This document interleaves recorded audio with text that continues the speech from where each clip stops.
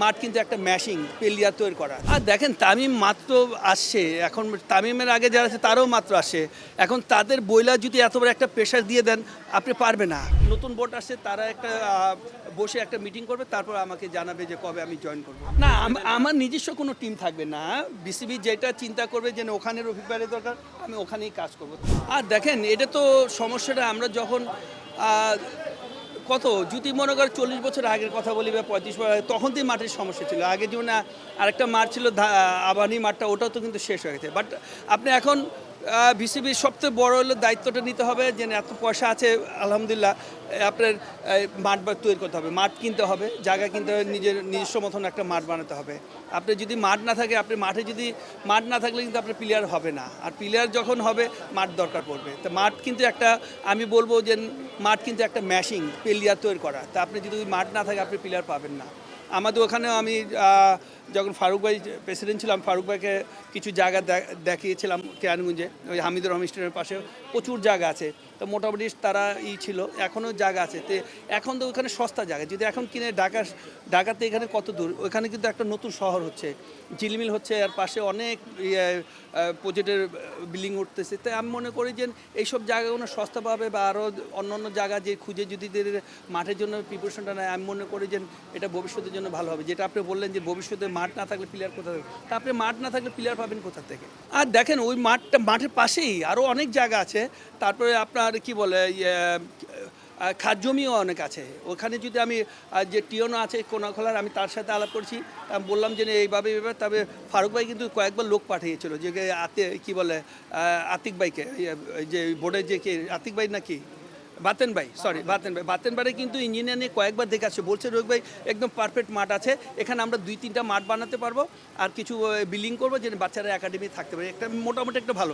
আর এর পিছনে কিন্তু আপনি জানেন, আপনি জগন্নাথ হচ্ছে, ওটা কিন্তু অলরেডি কাজ আরম্ভ হয়েছে। আর এই রাস্তাঘাট কিন্তু 60 ফিটের। তা আমি মনে করি আলহামদুলিল্লাহ এখনও যদি সময় আছে, এখানে যদি উপজেলা যে যদি কাগজপত্র দেখে যদি বিসিবি মাঠ করে, আমি বোধ হয় এটা অত টাকা লাগবে না। আপনি মনে করে কাঠা আপনার 10-11 লাখ টাকা হবে। তো এই ঢাকার থেকে আপনি 20-25 মিনিট লাগে যেতে। তাই আমি মনে করি যে এখন তো যদি এই উদ্যোগটা ইনশাল্লাহ, আমি মনে করি যে আপনার 2 বছর ভিতরে আপনি দেখবেন 2-3টা মাঠ রেডি হবে। যেটা আমরা আজকে বিকেএসপিদের অমুক জায়গা ধরে, আপনি তো এখানে জায়গা কিনলে দেখা যাচ্ছে আপনি যেই খরচটা 10 বছর, এই 10 বছরের টাকাতে কিন্তু আপনি একটা নিজস্ব একটা মাঠ হয়ে যাচ্ছে। আর দেখেন তামিম মাত্র আসছে, এখন তামিমের আগে যারা আছে তারাও মাত্র আসে।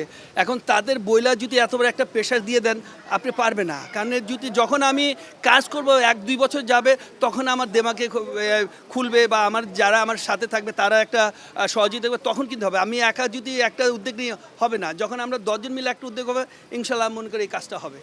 না আলহামদুলিল্লাহ, এটা দেখেন, এটা সবচেয়ে বড় যে আপনার যদি ক্রিকেটটা চালাতে, ক্রিকেটের জন্য মাঠ লাগবে। আমরা এইটা একটা সমস্যা, যে তারপর দেখেন মহল্লা ভিতরে ঢাকার পুরানো টানোর ভিতরে যেসব মাঠ আছে, যা দেখা ক্রিকেট কিন্তু খেলা হচ্ছে, এরকম বসে থাকে না কেউ, তা হচ্ছে টেনিস বলে খেলা চলে।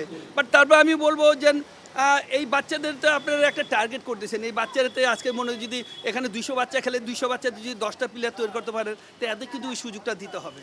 তাহলে দেখা যাচ্ছে আপনি পাবেন। আপনি মাঠ না থাকলে কিন্তু আপনি প্লেয়ার খুঁজে পাবেন না। আর ডিফেন্সে কিছু না, কারণ কি আমি বনানী ক্লাবের মেম্বার, আমি প্রায়ই আসি, এখানেও আসি, আর বনানী ক্লাবের আমি ফ্রাইডে ক্রিকেট খেলি। তা আমি মনে করি যে এইটা মানে বেশি ডিফেন্স না। প্রত্যাশাটা আমি মনে করব অনেক চ্যালেঞ্জ, প্রত্যাশাটা থাকবে, অনেক চ্যালেঞ্জ থাকবে এই টুর্নামেন্টটা। বিকজ এত ঝামেলার পরে যদি একটা বাংলাদেশ একটা সিরিজ খেলবে, তা আলহামদুলিল্লাহ আমি মনে করি যদি এই সিরিজটা আমরা ইনশাল্লাহ চ্যাম্পিয়ন হতে পারি, দেখা যায় যে পিছের অনেক কিছু ভুলে যাবে।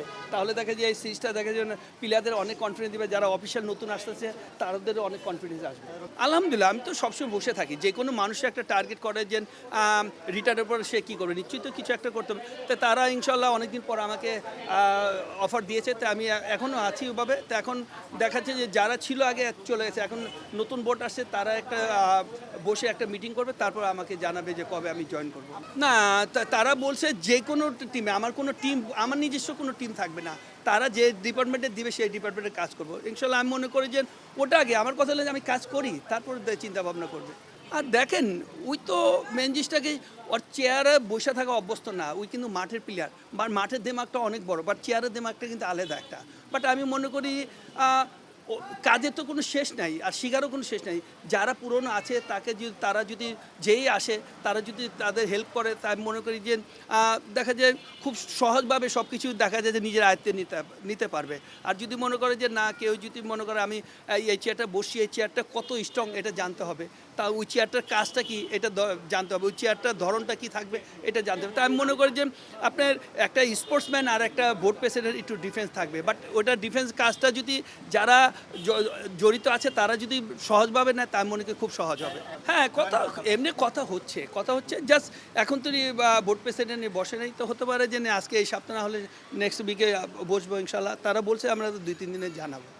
না, আমার নিজস্ব কোনো টিম থাকবে না। বিসিবি যেটা চিন্তা করবে যে না, ওখানের অভিপ্রায়ের দরকার, আমি ওখানেই কাজ করব। তারপর তারা চিন্তা ভাবনা করে আগে দেখি একটা বছর তো অনেক সময়, 365 দিন আগে কাজ করি, তারপরে তারা চিন্তা ভাবনা করবে যে কোথায় সেট করবে।